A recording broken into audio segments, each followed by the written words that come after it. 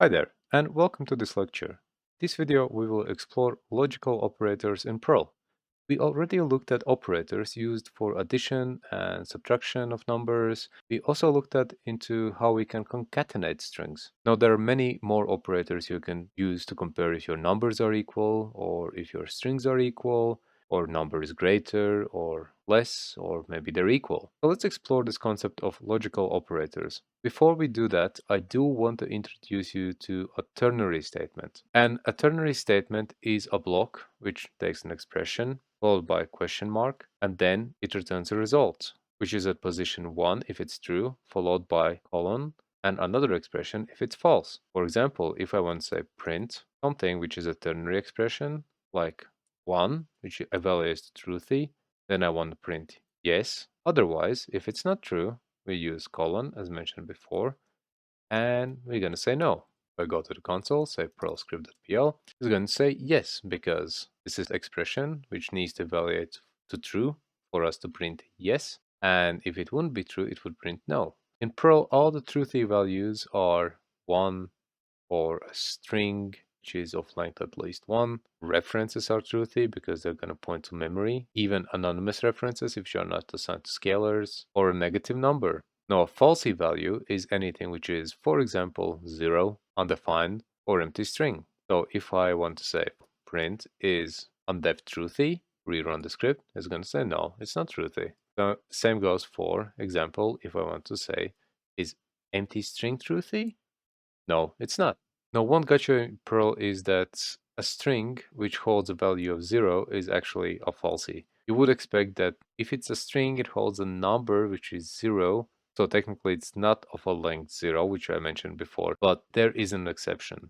If you say number 1, this is truthy. And the final falsy value is 0.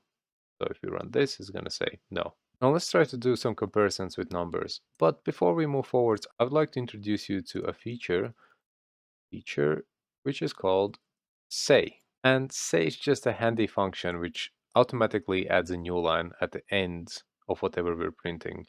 So I can say something, which is the same statement, and I rerun this, is going to print no to our console, but as you can see, it adds a new line. So it's kind of handier than using print and then manually appending a new line. And especially cases where you're debugging things, you might want to consider just using a say function, which automatically does this appending of new line. So now let's start with comparing numbers. Let's say I want to check if 1 equals to 0. And how you can do that is by using this double equals mark. So it's going to compare if 1 equals 0. And if it is, it's going to print yes. And if it's not, then it's going to print no. So if I try to print this, I'm getting no because, well, 1 is not equal to 0. You can also reverse this and say, is 1 not equal to 0? Which is going to print yes. 1 is not equal to 0. You can also compare if 1 is greater than 0, which should give you yes, if 1 is greater than 0. And the opposite is 1 less than 0, which is going to give you no, 1 is not less than 0. You can also combine less than and greater operators using the less than or greater operator followed by equals. We can see that is 1 less than or equal to 0 if we try to print it out? No. And is 1 greater or equal to 0 is going to say yes, because 1 is greater or equal to 0. The same thing would be if I would say, is 0 greater or equal to 0? Well, 0 is not greater than 0, but it is equal to 0. So this is going to print yes. Now there's also this special operator called three-way comparison, which is basically going to return you -1, 0, or 1, depending of if the values you're comparing are less than, equal, or greater. This is very useful when you want to use it in functions like sorting or mapping things, but probably you wouldn't use it on daily basis that often. However, let's take a look at this operator. So if I say something, and I'm going to say is 1, then we use this three-way comparison operator, also known as spaceship operator, because it goes like less than equals greater than 1. And that's all I want to print. I just want to print the result of this, and I want to comment out the previous line. It's comparing if 1 equals 1, which is 0. So we're getting 0 because value on our left hand side is equal to the value to the right hand side. Now if I set the value on the right hand side to 0, which is less than 1, and I print this out, give it back 1. But it's not 1 what we're printing out here. I could change this to 20, print it out, and I'm going to see still 1, because it's a three-way comparison. 1, 0, minus 1.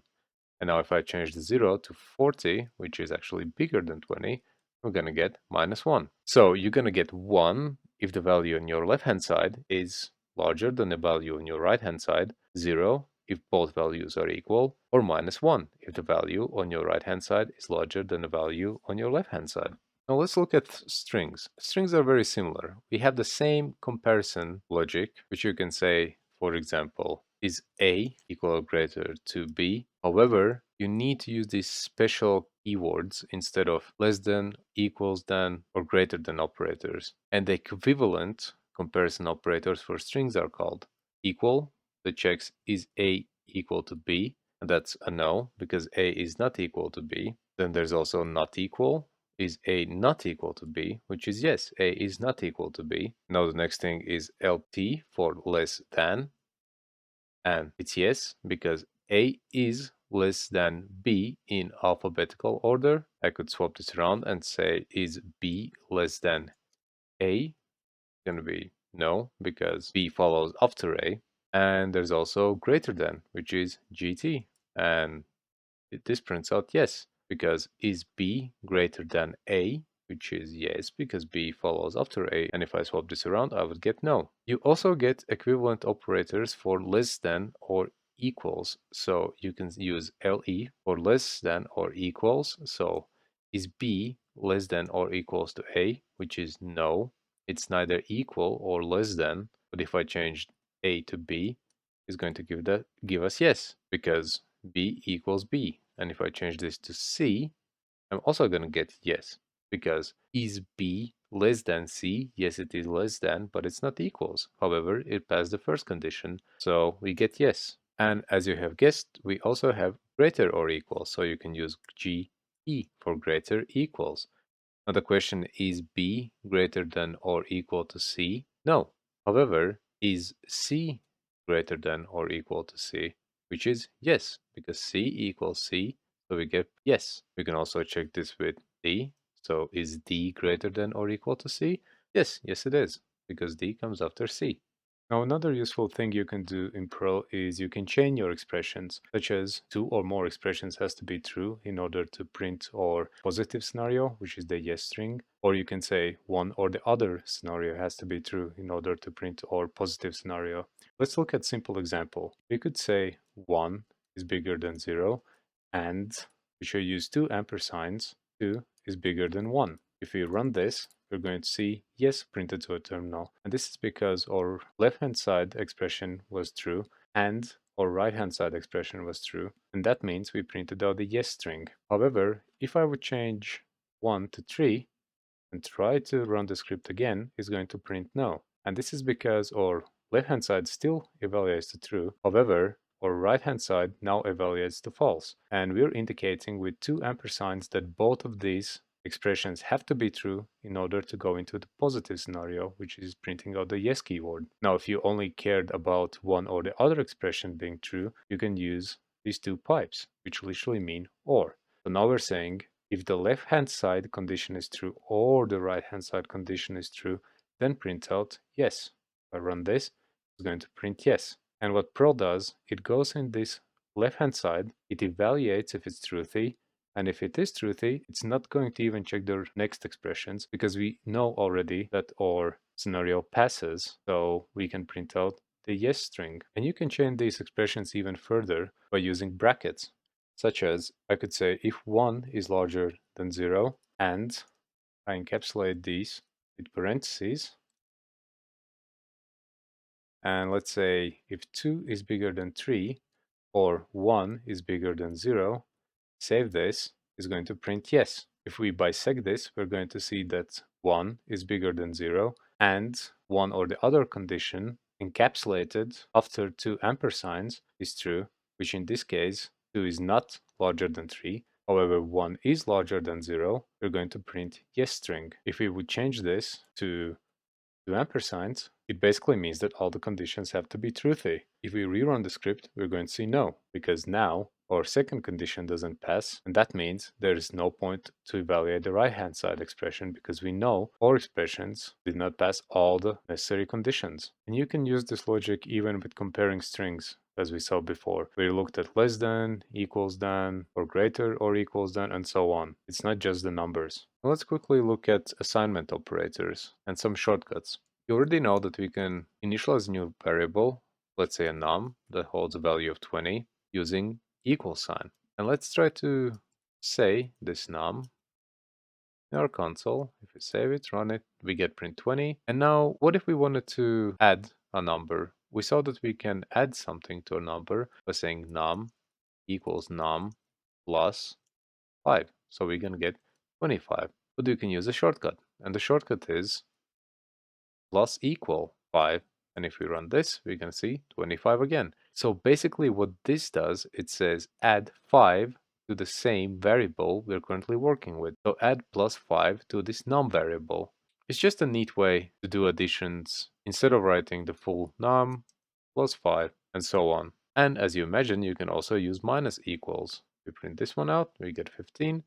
And we can use all the mathematical operators. For example, if we want to use multiplication, we can use asterisk. If I print this out, we get 100. Or we can use division, and we can get 4, because we are dividing self with 5, which is 4. So we set the num to 4, and so on. We have very similar shortcut to strings as well. So if I say my string for str equals hello, to append something to string, you could say string equals string dot notation space world exclamation mark. So if we say this one out, we're going to see hello world. If we want to quickly append something, we can say dot equals, which is going to give us hello world. Now there's another interesting operator, which is called repetition operator, and it allows you to repeat a string multiple times. And you repeat it by writing x. Very similar to multiplication as you write it on paper, but in Perl, x is to multiply a string. So let's say if we wanted to multiply h 6 times, we can use h character, x for multiplication, 6, and then we print out the string.